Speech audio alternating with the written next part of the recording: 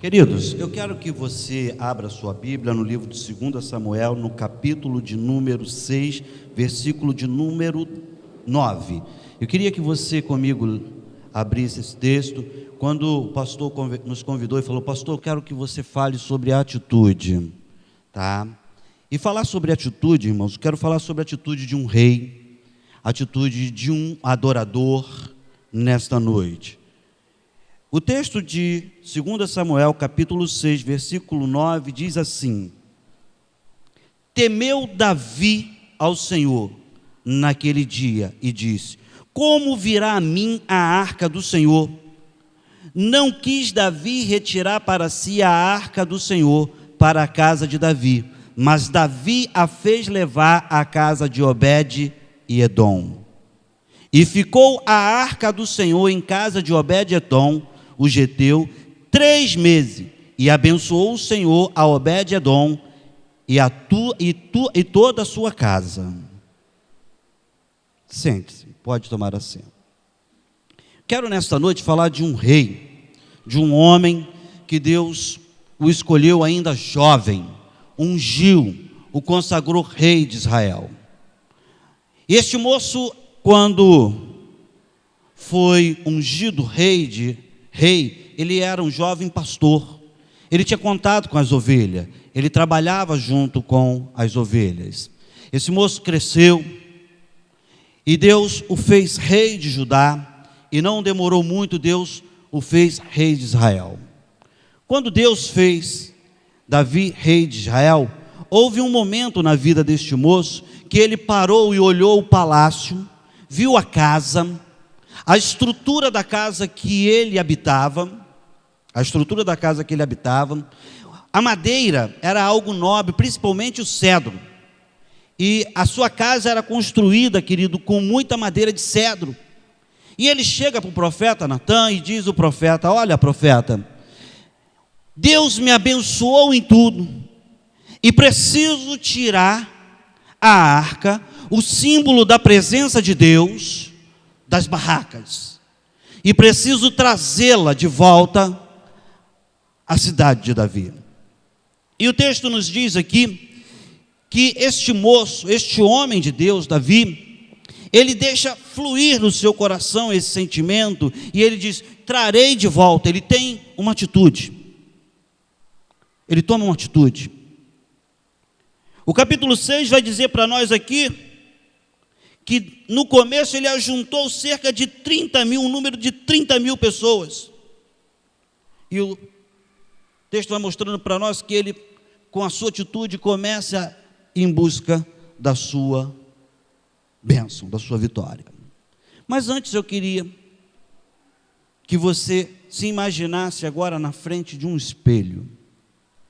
Quando você entra na frente de um espelho, lá, e você vê refletido no espelho, o que você vê?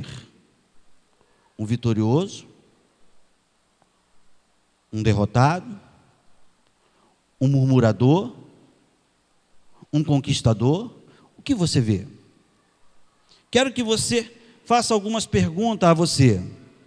Pergunte a si mesmo: a minha atitude ou as minhas atitudes valem a pena ser imitadas? Você seja sincero com você nesta noite. Tem hora que nós chegamos, querido, numa reunião e falamos assim: olha, Deus abençoou, Deus falou, e quando sai da porta para fora, muitos de nós esquecemos o que Deus de fato falou conosco. Muitos de nós aqui numa hora de louvor, de adoração, a gente pula, a gente se prostra diante do Senhor. Falamos: esta semana, este mês, este ano para nós será diferente. Nós falamos isso na presença do Senhor, falamos junto com Deus, mas quando saímos daqui para fora, olhamos como é difícil tomar decisões. Atitude é uma coisa pequena, ou uma pequena coisa, que faz uma grande diferença. Outra coisa, assuma tome o controle das suas atitudes. Não deixe que outras pessoas façam escolhas por você. Tome decisão por você. Tem muita gente entre nós, querido, que a Maria vai com as outras. E hoje eu venho neste lugar dizer para você, querido, você é especial para Deus. E Deus está te chamando, querido, para tomar uma posição. E nesta noite é uma noite de atitude. Nós estamos vivendo neste ministério aqui, no Centro Evangelístico dos Adoradores, o 10º ano de vitória. Não pense os irmãos que foi fácil aqui, não. Não pense os irmãos que chegaram aqui foi fácil. Foi com lágrima, foi com oração, foi com escolha, foi com renúncia, foi com sofrimento. Mas hoje vocês comemoram 10 anos de vitória, 10 anos de conquista, 10 anos de bênção neste lugar. É motivo de você saltar de alegria e dizer assim: Deus é fiel, Ele está nos abençoando neste lugar. Quando você vem ao culto,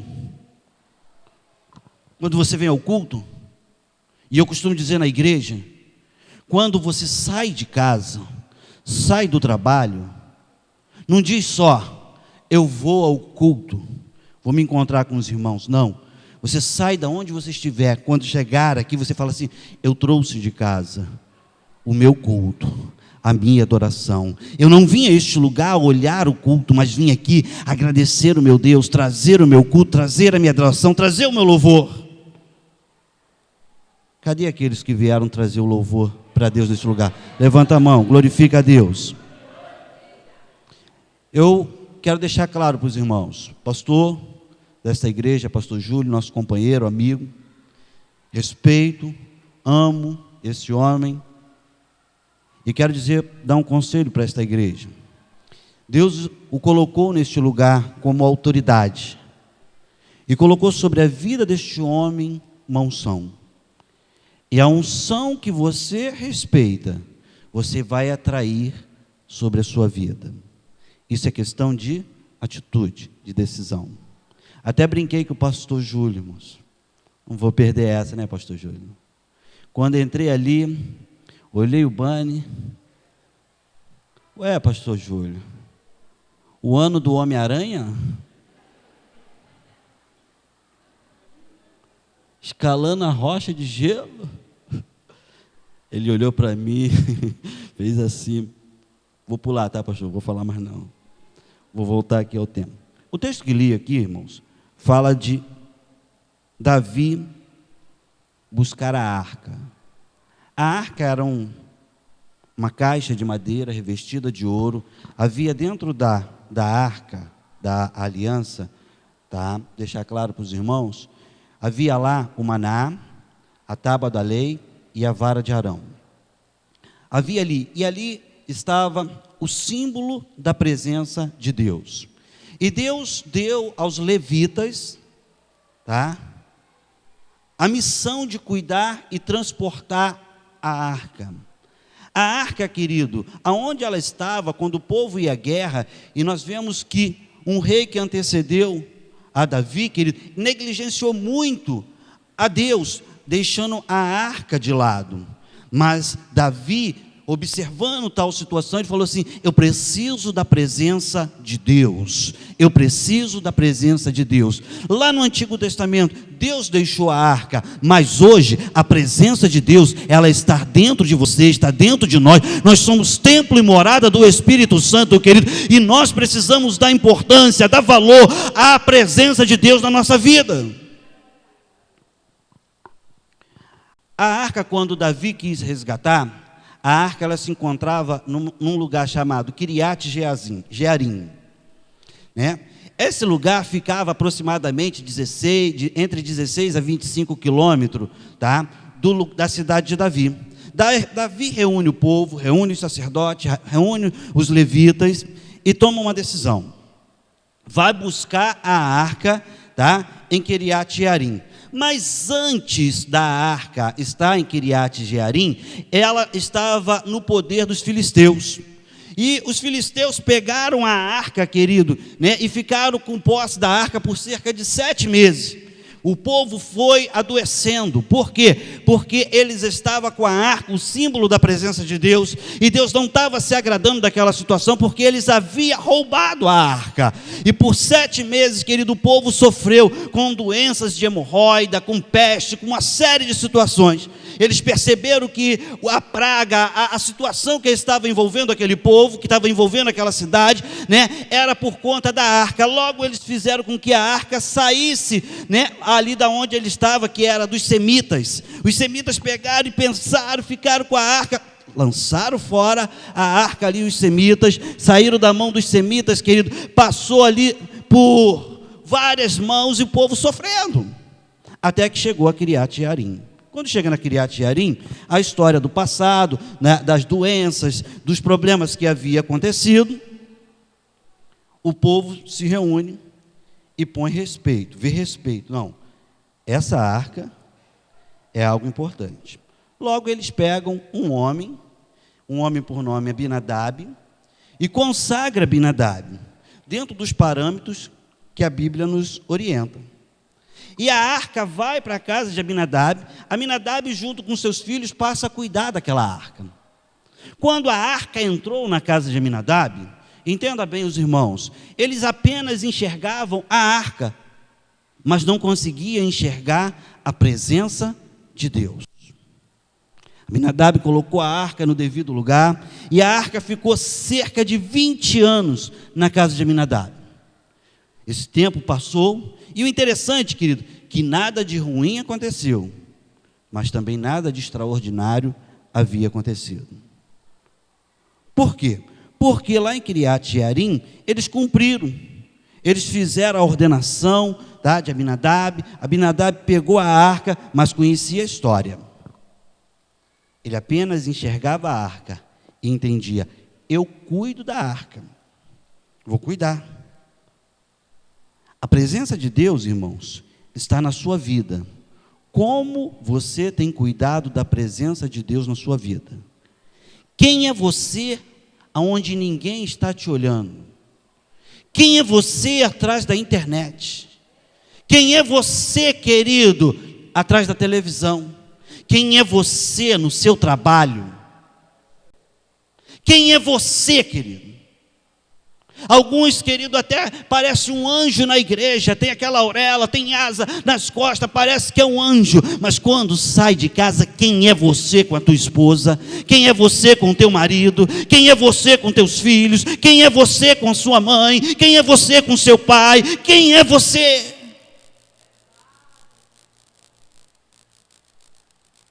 Quem é você? Na casa de Abinadab, a arca era apenas a arca.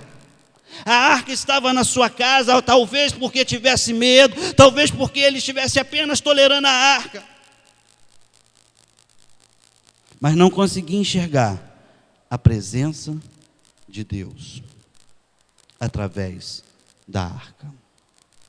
Agora chega Davi com um exército poderoso na frente da casa de Abinadab. Quando chega, ele diz: viemos resgatar a arca, vamos levar a arca. Mas os levitas, querido, tinham a responsabilidade de transportá-la, de cuidá-la, e o modo correto de transportar a arca, querido, não era nos carros de boi. Eles tinham que atravessar entre os anéis da arca ali e colocar uma vara de um lado, uma vara do outro, né? E os levitas pegarem a arca no ombro e carregarem a harpa. Não o fizeram como Deus orientou, como as ordens de Deus haviam sido determinadas, mas antes eles se assemelharam aos filisteus, carregando a arca como se fosse num carro de boi. Era um carro bonito, mas, querido, era algo, querido, que não agradava a Deus, não era a ordem de Deus, não era o modo que Deus queria que a arca fosse conduzida. Deveriam os levitas, deveriam os músicos, deveria os adoradores estar carregando aquela arca. Mas não, sai da cidade, sai a arca da casa de Abinadab, e os 2 filhos de Abinadab começam a caminhar junto da arca, um na frente e o outro do lado, junto ao carro de boi. Eles estiveram por 20 anos, querido, olhando aquela arca, símbolo. Eles tinham aquela arca como símbolo de um utensílio dentro de casa. uma mobília, uma parte da mobília. Mas no meio do caminho, o carro balança. E um daqueles meninos que cresceram vendo a arca dentro da sua sala, quando eles perceberam que a arca balançou, entenda bem, queridos, ele tentou aparar a arca para que ela não caísse. Não foi um toque profano, talvez um toque de emergência, porém naquele instante, querido, Deus fulmina aquele homem, porque eles estavam fora dos princípios, das orientações de Deus. Nesse momento, Davi, ele fica nervoso com aquela situação, e ele passa a ter medo. O temer aqui era ter medo, e ele não quer mais levar a arca à casa, à cidade de Davi. Para ele, numa taberna, num lugar bem simples, numa casa, talvez hoje dizendo, numa casa de estuque, e ver uma família ali, um casal. E a Bíblia diz que era a casa de Obed e Edom. O interessante é que Obed significa servo. Edom era da linhagem dos edomitas, da cidade de Gade, que vinha da linhagem do gigante. Do gigante Golias. Então, era uma família que automaticamente era considerada inimiga de Israel. Automaticamente era considerada inimiga de Israel. E a Bíblia diz que a arca ficou 3 meses na casa de Obed-Edom. E por 3 meses, em 3 meses, a notícia que Deus havia abençoado a casa de Obed-Edom, ela começou a ecoar por todos os lugares, até ao palácio. E alguém disse: Rei Davi, Deus tem abençoado a casa de Obed-Edom. A notícia foi dessa forma. A arca, quando chegou lá, o texto diz para nós que em 3 meses, a bênção chegara de maneira muito visível. Deus abençoou a família, Deus abençoou a vida material, Deus abençoou a vida espiritual. E Obed traz para nós, querido, um segredo. Porque quando a arca chegou na porta de Obed-Edom, ele não viu a arca como Abinadab, ele viu a Shekinah, a glória, o poder de Deus. Não está chegando na minha casa uma arca, o que está entrando pela porta da minha casa é a presença do meu Deus, e eu vou colocar a presença de Deus num lugar de honra, num lugar de destaque, num lugar de bênção. Era um lugar simples, era um lugar humilde. Ei, eu quero te dizer uma coisa, querido, Deus não está preocupado com o que você tem, com o tamanho da tua casa, com como você conduz a sua casa, com a sua conta bancária. Não, Deus está preocupado, querido, é com a tua alma, com o teu coração, se você é de fato um adorador. Quando a arca chegou na casa de Abinadab, querido, lá estava apenas a arca. O homem cuidava da arca, talvez passaram-se 20 anos, querido, a arca não era polida, não era cuidada, não era tratada, ela era tolerada dentro da sua casa. Quantos de nós, querido, que recebemos a presença de Deus, estamos vivendo uma frieza espiritual, estamos numa zona de comodismo, só sabemos olhar, só sabemos criticar, só sabemos apontar, olha lá, mas não tem coragem de meter a mão, não tem coragem de fazer, não tem coragem de anunciar, mas sabe cobrar, sabe apontar. Posso falar, irmãos? Mas se for duro, irmãos, 10 anos, Centro Evangelístico dos Adoradores, 10 anos de vitória, 10 anos de conquista.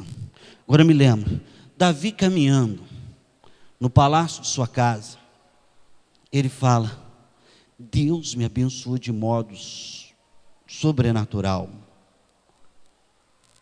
E a arca, símbolo da presença do meu Deus, o que preciso fazer? Preciso trazê-la de volta. Nesse instante, irmãos, que o reconhecimento do rei, daquele que tinha autoridade para conduzir o povo, tá? Abriu-se uma porta, a porta do avivamento espiritual para Israel, tá? Israel estava vivendo uma situação difícil e Davi quis trazê-la. Então ele vai buscar a arca. No meio do caminho acontece essa tragédia toda, essa situação toda. Um dos filhos de Abinadab morre e a arca fica na casa de Obed-edom. E quando a arca fica lá na casa de Obed-edom, irmãos, o interessante é que Deus faz com que Davi tome conhecimento. O conhecimento que ele tem nesse momento é que Deus havia abençoado esse moço. Na queda, naquela situação que a arca ficou na casa de Obed-edom, que ficou na casa dele lá, Davi não sabia os propósitos de Deus, mas Deus teve um propósito.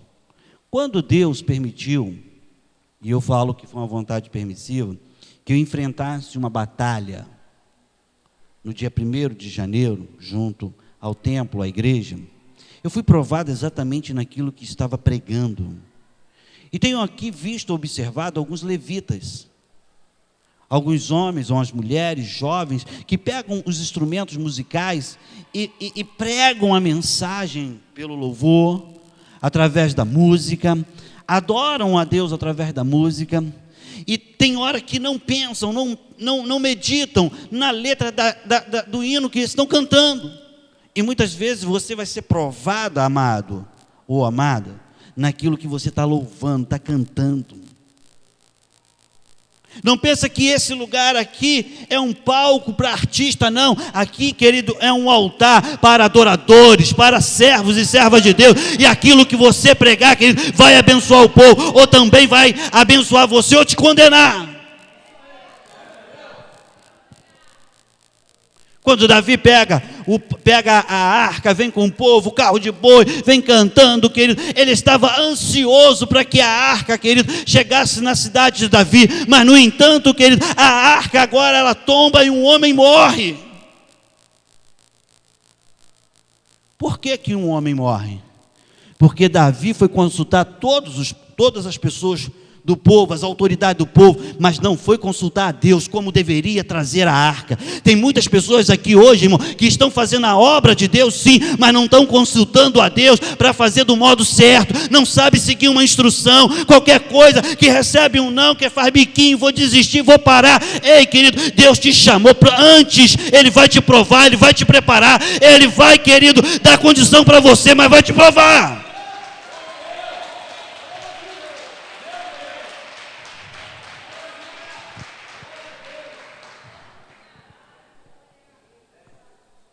Está pensando o quê? Está pensando que isso aqui é mole? Isso aqui não é mole não, é difícil mesmo, é para quem é chamado, para quem é escolhido. Aqui não é lugar de artista não, aqui é lugar, querido, de servos e servas de Deus. Você vai pregar esta palavra, porque Deus tem compromisso com a sua palavra, mas se você não estiver enquadrado nela, ela vai te condenar. Posso falar? Vai doer. O cabra canta aqui, pula, aleluia, glória a Deus. Como é que namora a namorada? Ei, a presença de Deus está ali. Tem ninguém vendo não, ó, os olhos de fogo estão sobre você, ó.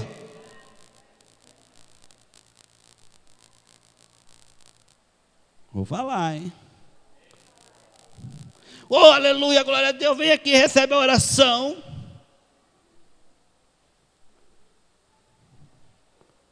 Chega em casa, maltrata a esposa. Eu tenho uma notícia para você aí, ó, que dorme num quarto, o marido na sala, ou a esposa na sala, no quarto. Vai arrumar a tua casa. Deus não está se agradando disso, não. Eu digo, glória a Deus, aleluia, está difícil. Não, não está difícil. Você precisa obedecer a Deus. Não é a tua vontade, não é o que você quer, não é do modo que você quer. Meu Deus. Abinadab e os filhos apenas viram a arca como uma mobília da casa. Como é que você tem visto a presença de Deus na sua casa? Com essa divisão, com esse rancor, com esse ressentimento, com essa mágoa dentro de casa. É natural termos problemas dentro da família, toda família tem problema. Mas o que é diferente para nós é que somos servos de Deus. Não vamos deixar com que os problemas tomem conta da nossa casa. Foi Jesus.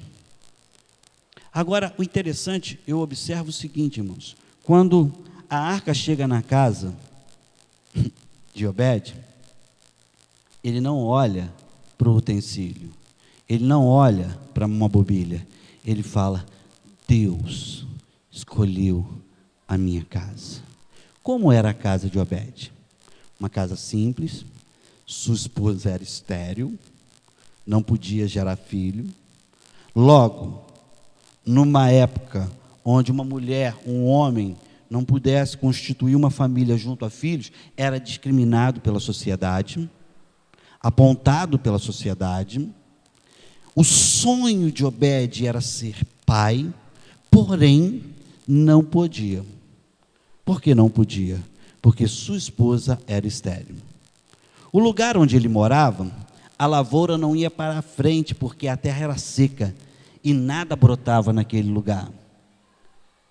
O rebanho, da onde tirava o alimento, ali também, para poder comer, o leite, a carne, os animais eram raquíticos, porque não tinha como alimentá-los, e também não tinha como reproduzi-los.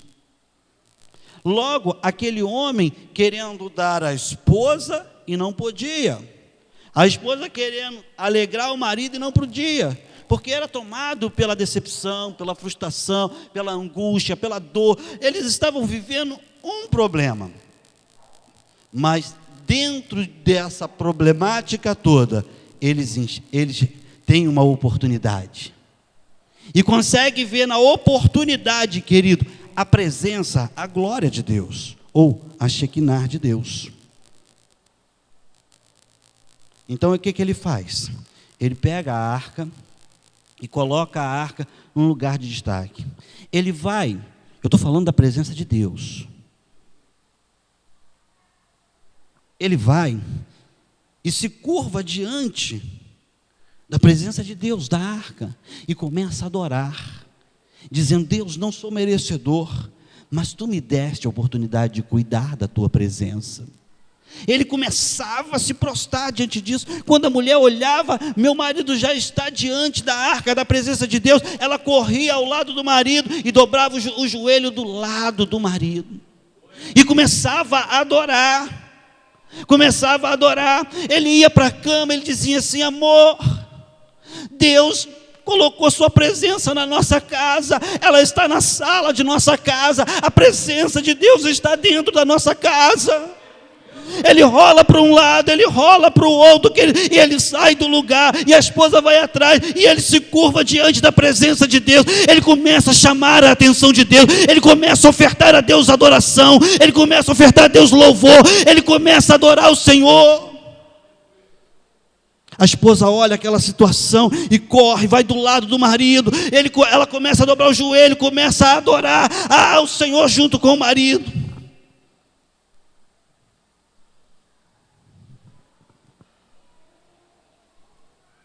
Ela começa a adorar. O marido sai para o trabalho. Quando acorda pela manhã, ele vai cuidar do rebanho, da lavoura. Ele sai, ele para na porta da sala e olha a arca do Senhor. O que ele faz, querido? Ele vai lá, limpa a arca, ele cuida da arca, ele passa a zelar daquela arca abençoada do Senhor. E Deus começa a olhar a atitude daquele homem, Deus começa a ver aquele homem, querido, de uma forma diferente, e começa a abençoar a vida dele. Ei, querido, como você tem cuidado da presença de Deus na sua vida? Você só ora quando está na igreja? Você só canta quando os ministros de louvor estão aqui cantando? Ou você, quando está na sua casa, você acorda adorando a Deus? Você tira um tempo para sentar com Deus e ler a palavra de Deus? Eu não tenho tempo. Ei, querido, deixa eu dizer uma coisa para você. Você tem tempo para ver televisão, você tem tempo para passear, você tem tempo para ir para um monte de lugar, tem tempo até para arrumar problema. Quem faz o nosso tempo somos nós.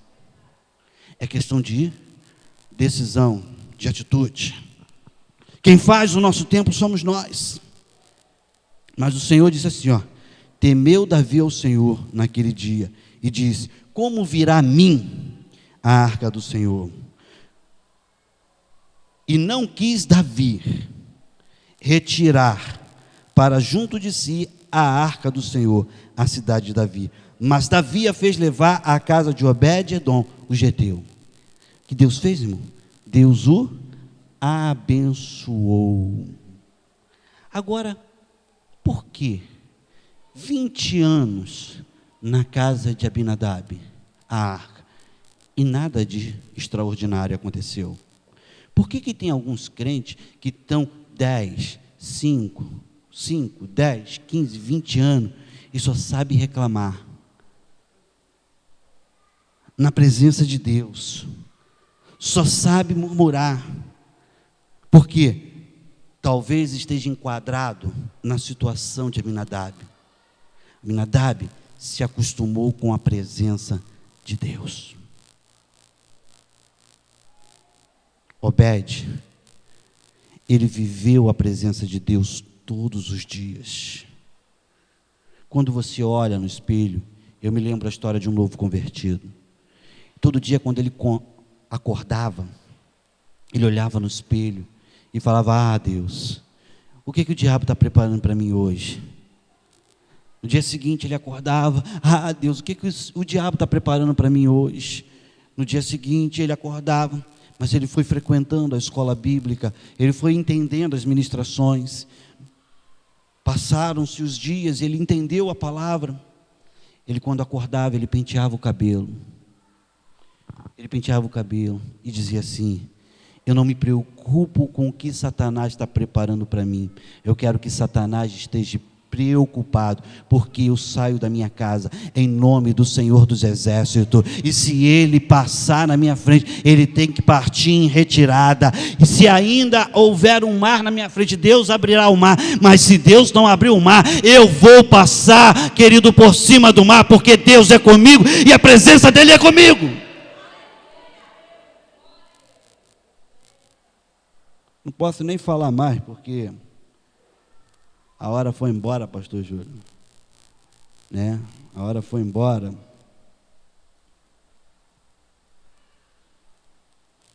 Deixa eu concluir aqui agora, para que os irmãos entendam. Lembra disso, irmãos. Quando você chega do trabalho, como você chega? Reclamando do patrão porque não te deu aumento? É porque tu não merece mesmo. Pastor, tu não sabe o que está falando. Tu só chega em casa murmurando. Se você falar com a pessoa certa: Senhor, tu vai tocar no coração do patrão. Ele vai aumentar o meu salário.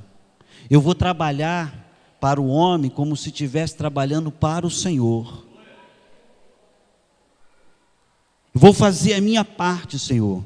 Agora, se o patrão não quiser abrir o coração, ei, Senhor, abre uma porta para mim e me dê um salário 10 vezes maior.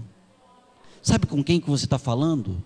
Você está falando com o Deus da tua vida. Você está honrando amado, aquele que é a presença de Deus na tua vida. Aí ele vai te abençoar de sobremaneira, porque Deus não tem como abençoar murmuradores.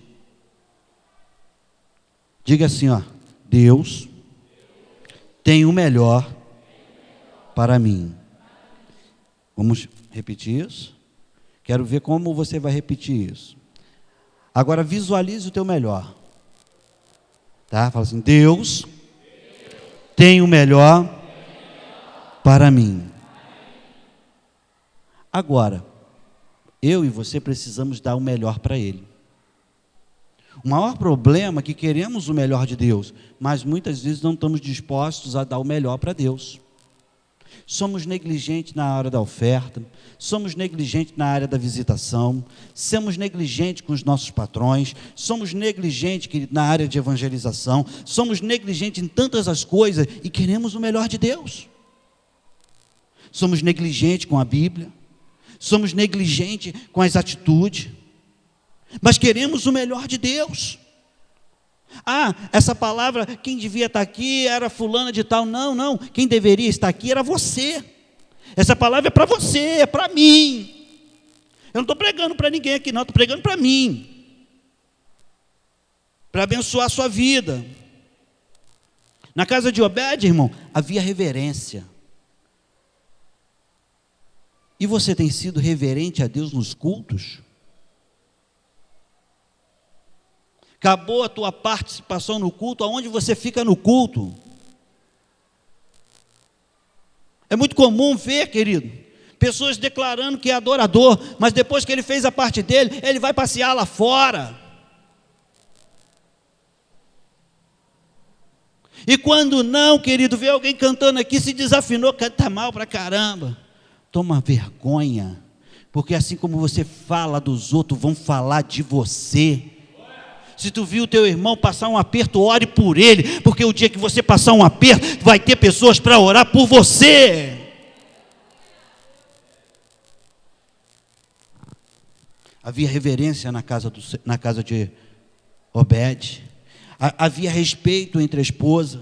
Havia respeito em relação ao marido. E o interessante, querido, que Deus começa a abençoar a vida de Obed de um modo sobrenatural. Mas hoje eu paro para pensar, por um instante eu paro. 20 anos a arca na casa de uma família.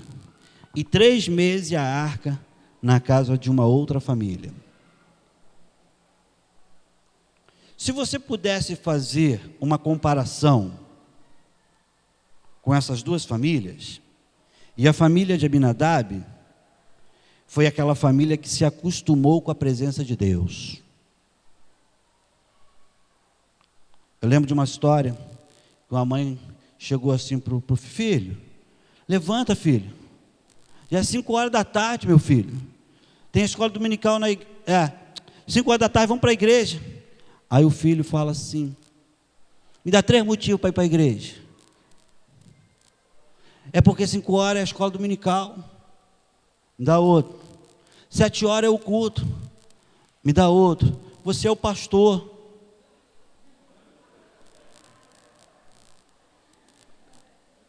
Que igreja era essa, irmão? O pastor que não amava a sua igreja. A igreja que eu digo não é as paredes, não. É rebanho. Mas a igreja precisa o quê? Congregar. Porém, esse pastor havia se acostumado com a presença de Deus, né? Talvez estivesse cantando aquela música lá do mundo, né? Que cantam aí, deixa a vida me levar. E tem muita gente na igreja, irmão, deixando assim, deixa a vida me levar. Ei, querido, nem a vida que vai te levar. Você precisa entender que a presença de Deus está na tua vida, e quem vai levar você é Deus, que vai conduzir você, que vai levar você por caminho verdejante e não vai deixar faltar o sustento na sua vida. Ou seria a sua casa semelhante à casa de Obed-edom?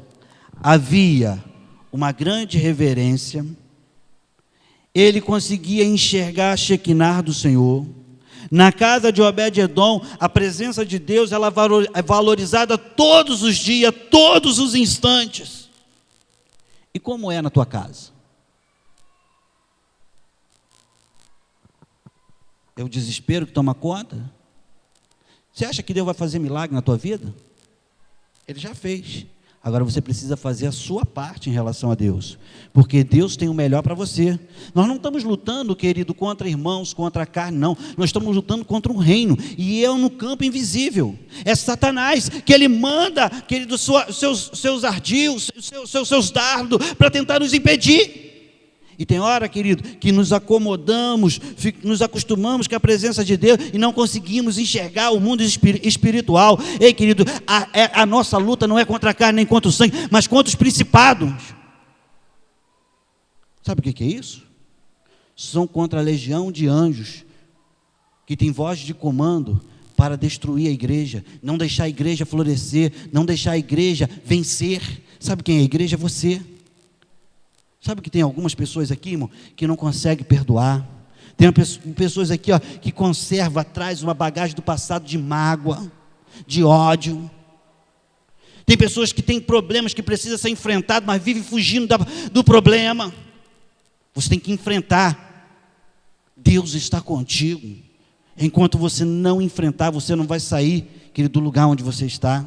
Você vai dizer, como diz algumas vezes assim, por que fulano conseguiu, por que ciclano conseguiu, e eu continuo aqui, querido, é porque você precisa mudar dentro de você, você precisa sair da zona de comodismo, você precisa, querido, sair dessa situação que o Satanás te escravizou, fez com que você se acomodasse. Você precisa enxergar a glória de Deus, quando você abre os olhos, quando você ouve, quando você fala, quando você caminha, é a glória de Deus, é Deus te sustentando, e você precisa enxergar, entender isso.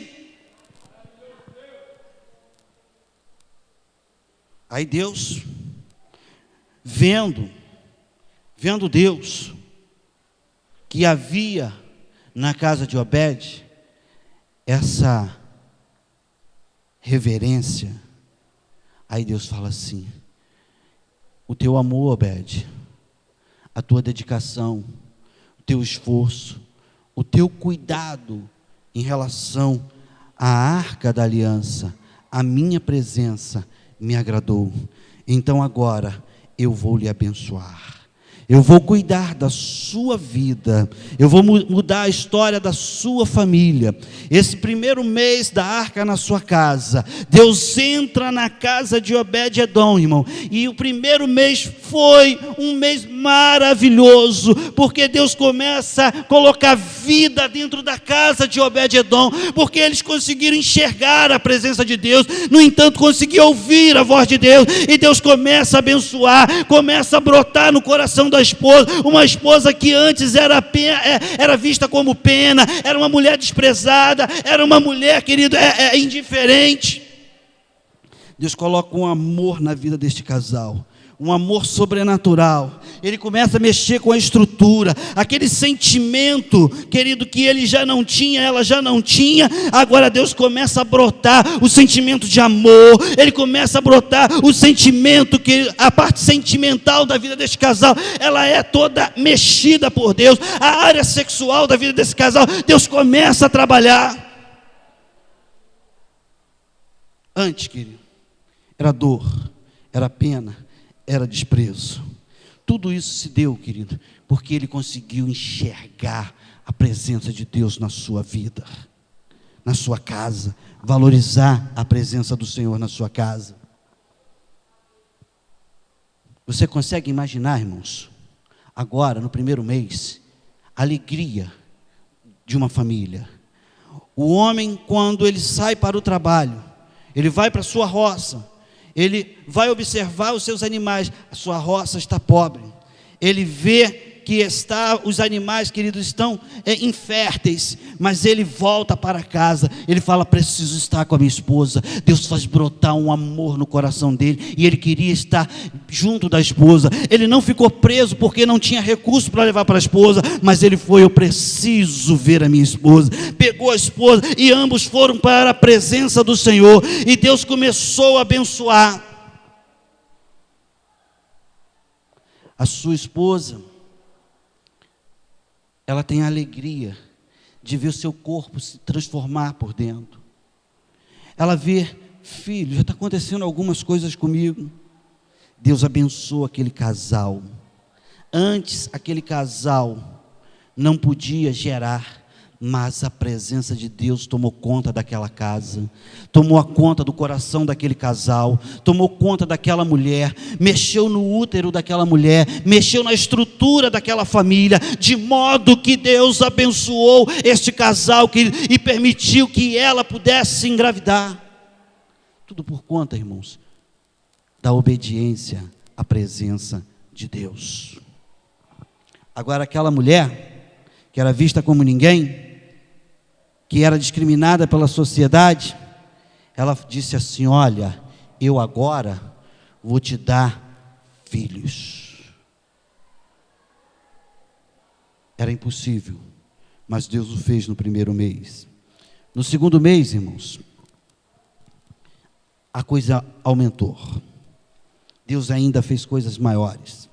No segundo mês, Jeová passa a agir na vida material deste casal.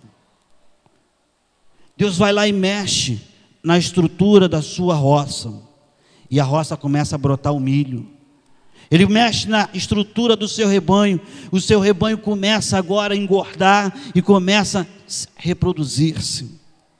Antes, querido, as coisas não andavam, mas agora ele chega em casa segurando um novilho e dizendo: filha, chegou aqui porque Deus está abençoando a nossa roça, está abençoando o nosso rebanho. Ele traz um saco de milho e fala assim à esposa: o que é isso? Ele diz: é a presença do meu Deus dentro da minha casa, é a glória do Senhor neste lugar. Eles reconhecem. Ei, amado, as pessoas estão olhando e vendo você também. Você é aquilo que você fala. Você, querido, acredita que Deus vai fazer milagre na vida de todo mundo, mas não acredita que Deus vai mudar a tua história. Quantos aqui têm fé? Levante sua mão, dá um glória a Deus. Deixa eu lhe dizer uma coisa. Você pode ter muita fé, mas não basta só ter fé, é preciso saber usá-la. Somente aqueles que sabem usá-la podem transformar qualquer que for a situação. E você, tem feito uso da sua fé? Você conseguiu realizar todos os projetos de 2012? Talvez você diga não.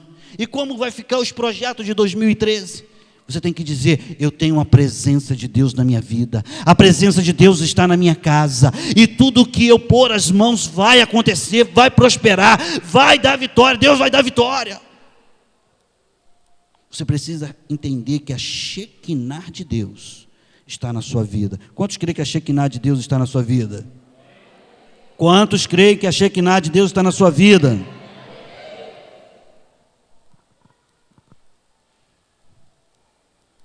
A notícia chega na cidade, não dá para falar com muito detalhe. Chega na cidade e todos, querido, reconhecem a presença de Deus na vida de Obed. A tua família tem visto a presença de Deus na tua vida?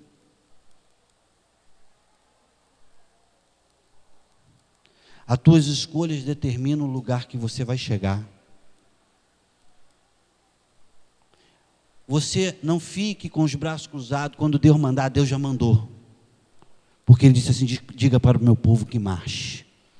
Diga para o meu povo avançar. Se Deus mandar, eu faço. Como é que Deus vai usar? Deus tem que falar que Deus vai usar o pastor. Deus vai usar o obreiro da igreja. Deus tem que falar comigo. Bota a tua vida no altar, tu vai ver que Deus vai falar com você.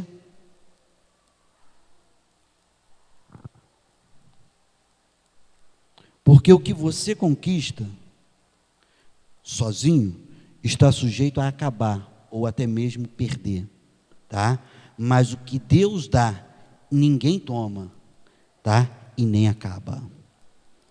A segunda fase da vida de Obed. Então Deus mexe com a sua vida financeira. Ele mexe com a sua estrutura de negócio, sua vida material. Para concluirmos agora, a terceira. Tá? Aquele que antes era desprezado, agora é um destaque. Tá? Aquele que era menor, agora está entre os maiores. O escravo, antes que foi visto apenas como escravo, agora, tá? Ficou rico. E o que Deus faz? No terceiro mês, Deus, de uma forma sobrenatural, vê o amor extraordinário que havia invadido o coração de Obed. O coração da sua esposa foi tomado por esse amor tão grande, pois eles não conseguiam sair de perto mais da arca. Eles passavam na sala e se curvavam diante da arca. Era uma atitude. Esse ano é um ano, querido, de atitude. Ano de 2013. Ele tomou uma atitude. Filha, tudo que eu tenho, Deus nos deu. Filha, é a presença de Deus aqui. E eles tomam a atitude de não sair de mais perto da arca. E Deus começa a mudar a vida espiritual desse casal. Eles passam a ter uma experiência sobrenatural com o nosso Deus. Uma experiência tão grande, irmão.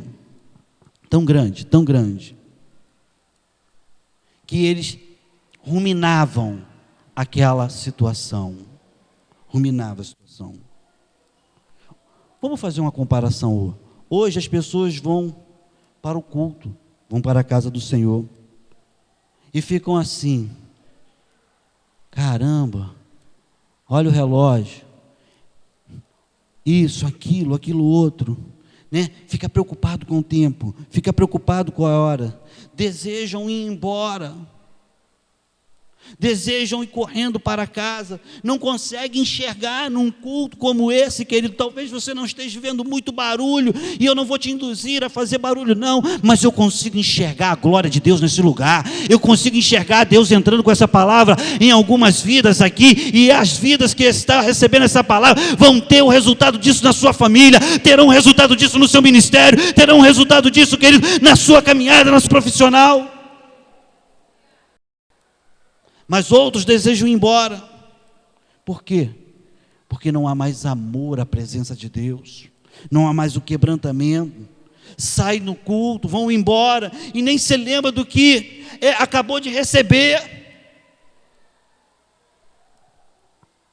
Esquecem que somos um adorador, que precisamos pegar esta palavra, querido, porque eu vou dizer uma coisa para você: tudo que eu estou falando aqui para você não vai mudar em nada a sua vida, se você não tomar uma atitude.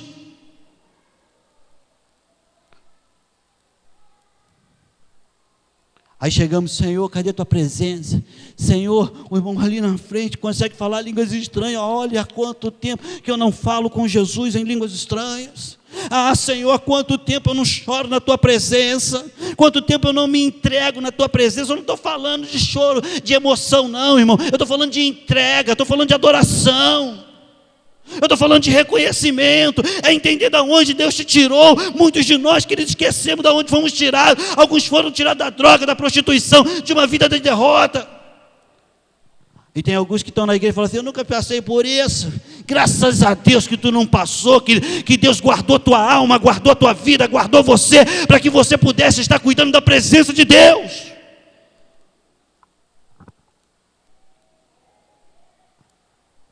Agora, sabe qual é o segredo de Obed? Deus abençoa ele tudo e ele consegue reconhecer. Muitos de nós que estamos aqui, irmãos, esquecemos do que Deus tem feito na nossa vida. Tem pessoas aqui que receberam livramento de morte. Teve pessoas aqui que o médico disse assim: olha, não tem mais jeito, mas Deus foi lá com a oração da igreja, a presença do Senhor foi lá e moveu a tua família. E hoje, querido, está aqui na presença do Senhor e fica: ah, vida, ó céu, não acontece nada. Ei, Deus te livrou da morte, querido. É para você pular, dar salto, querido. É para você vibrar nesta noite, porque o teu pastor era para não estar andando, ele caiu lá do telhado, mas hoje ele está subindo no altar, ele prega, ele adora o Senhor, a mão do Senhor o guardou. Deus aproveitou a queda. Vou falar. Deus aproveitou a queda para ver quem era obreiro valente. Tem obreiro que só anda encostado. Ei, você foi chamado para fazer acontecer. Não vai ficar encostado não. Mas Obed, ele entende, irmão, a alegria dele. E é um momento agora, ele está lá na roça, trabalhando, cuidando da roça, né? E ele ouve o som de muitos cavalos. E a sua esposa grita: Obed, corre aqui, Obed. E Obed chega na porta da sua casa, ele vê aquele comitiva de pessoas, e na frente da sua casa estava quem? O rei Davi. E o rei Davi olha para ele e diz: olha, eu sei quanto Deus tem abençoado você, meu filho, mas eu vim buscar a arca.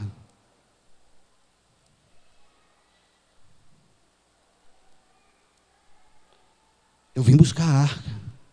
Pois bem, meu rei, a arca vai contigo. Tudo que você está vendo aqui foi Deus que me deu. Mas mais importante do que eu tenho é ir junto com a presença de Deus. O Senhor leva a arca, mas eu vou junto com a arca, eu vou junto com a presença de Deus. Foi ela que mudou minha história. E sabe o que aconteceu? A esposa olhou para ele: meu filho, eu estou contigo. Se tu vai junto com a arca que mudou a nossa história, que nos deu filho, que encheu da nossa presença, nos encheu de amor. Nós vivíamos numa miséria, mas o dia que nós reconhecemos a presença do Rei dos Reis, do Senhor, cuidamos da presença do Senhor, a arca vai, e junto com a arca nós iremos. Ei, querido, em nome de Jesus, você pode levantar a tua mão, glorificar o teu Deus neste lugar, porque a arca de Deus está dentro da tua vida, e você não vai sair daqui, querido, não vai sair daqui com a tua derrota, não, vai sair com vitória. Vai sair com a tua vitória. Vai sair com a tua vitória.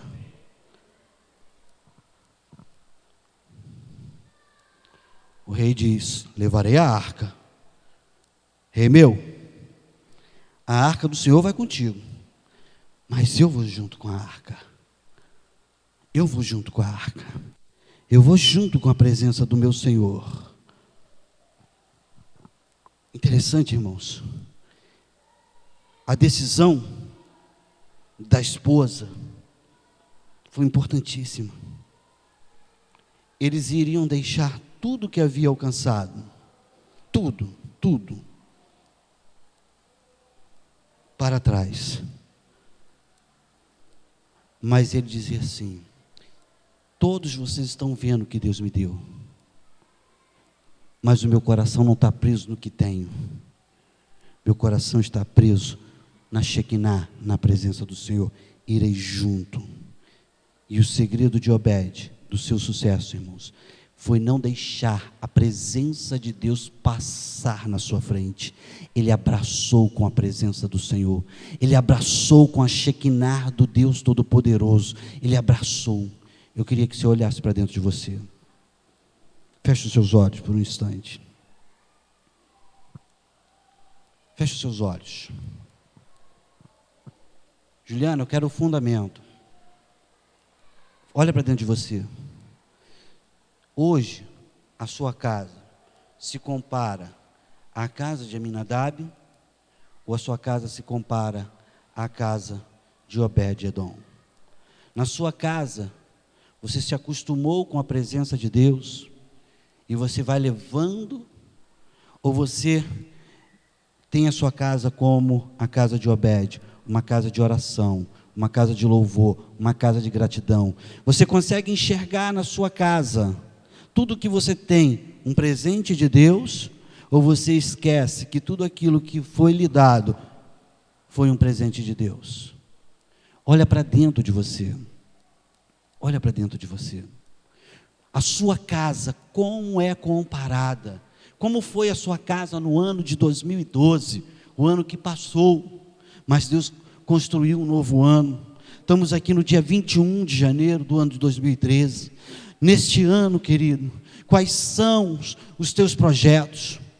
Você consegue ver, consegue enxergar para a realização dos teus projetos? Querido, você precisa da presença de Deus. Eu quero orar com você. Eu quero clamar pela tua vida. Vem cá, Juliana, por favor. E dentro dessa canção vai ser a sua oração. Enquanto essa canção é ministrada, eu queria que você, em nome de Jesus, irmãos, preste atenção no que a canção diz. Você conhece essa canção. Preste atenção no que ela vai falar. Talvez você esteja enquadrado dentro dessa situação de Aminadab. Mas Deus hoje vai colocar a arca dentro da sua casa, e você vai colocar ela no lugar de honra. Pode soltar, pastor. Queria que você fechasse seus olhos. Fala com ele.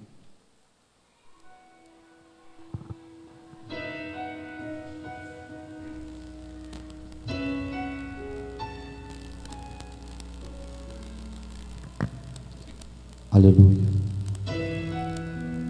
Feche seus olhos. Deus vai mudar a tua história.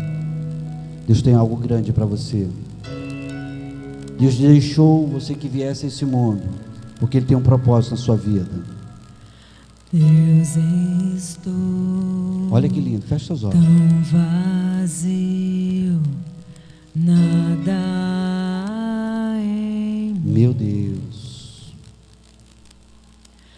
Que te possa ofertar Meu Deus. nada Que lindo, Jesus. mas como oferecer sem ter para dar? Acaba de chegar a presença de Deus na sua casa. Se apenas alguns cacos pelo chão. Aleluia. Deus, estou tão Meu vazio, nada em mim.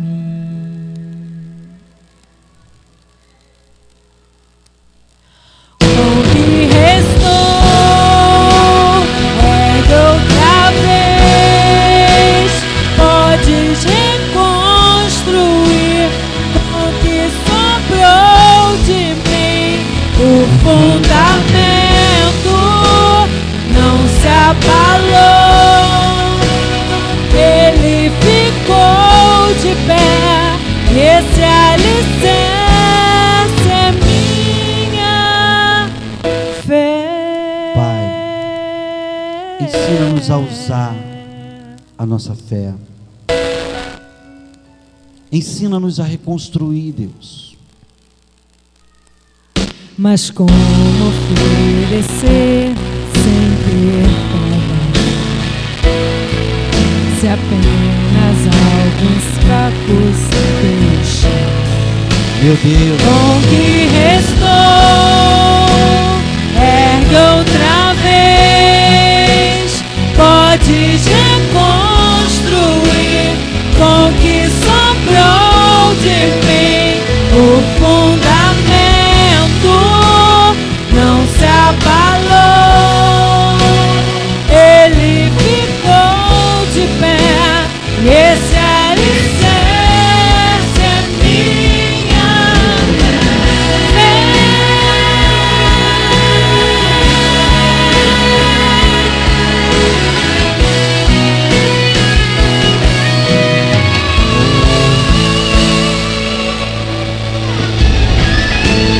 Com o que restou, ergue outra vez. Podes reconstruir com o que sobrou de mim. O fundamento não se abalou, ele ficou de pé. Esse alicerce é minha fé. Meu Deus. Tchurururu.